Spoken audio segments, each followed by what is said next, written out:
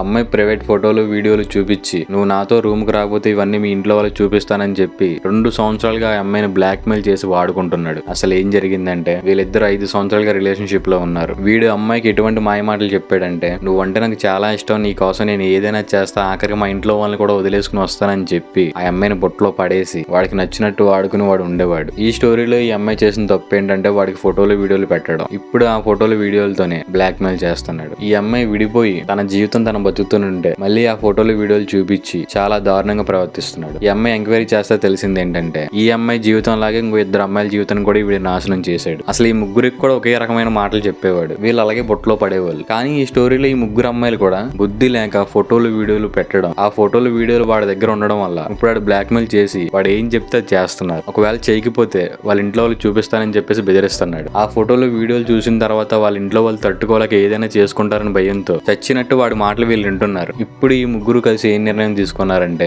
మన జీవితం లాగా ఇంకొక అమ్మాయి జీవితం నాశనం అవ్వకూడదని చెప్పి వీళ్ళ దగ్గర ఉన్న ప్రూఫ్లన్నీ తీసుకుని షీ టీమ్ కి కంప్లైంట్ చేద్దాం అనుకుంటున్నారు. అసలు ఇప్పుడు ఈ అమ్మాయిలు ఏం చేస్తే మంచిదని మీరు అనుకుంటున్నారు? కామెంట్ లో రాయండి. కానీ ఆడపిల్లలు మీరు ఒకటి గుర్తు పెట్టుకోండి, వాళ్ళు ప్రేమగా మాయ మాటలు చెప్తున్నారని చెప్పేసి బొట్లో పడిపోయారనుకో మీ జీవితమే నాశనం అవుతుంది. నిజంగా ప్రేమించేవాడు ఎవడు గొడ్డలు లేని ఫోటోలు పెట్టమని చెప్పేసి ఎవడు అడగడు. తేయమని పెట్టేశారనుకో ఇప్పుడు ఈ ముగ్గురు అమ్మాయిలు ఎటువంటి సిచ్యువేషన్ ఫేస్ చేస్తున్నారు, ఇంతకంటే దారుణమైన సిచ్యువేషన్ మీరు ఫేస్ చేయాల్సి వస్తుంది. అర్థమైందా? ఈ వీడియో చూస్తున్న మీరు ఈ ముగ్గురు అమ్మాయిలు ఇప్పుడు ఎటువంటి నిర్ణయం తీసుకుంటే మంచిదో మీ ఉద్దేశం ఏంటో కామెంట్ లో రాయండి. అలాగే ఇప్పుడున్న టీనేజ్ అమ్మాయిలకి ఎటువంటి మెసేజ్ ఇద్దాం అనుకుంటున్నారో కామెంట్ లో కూడా రాయండి. మంచిది.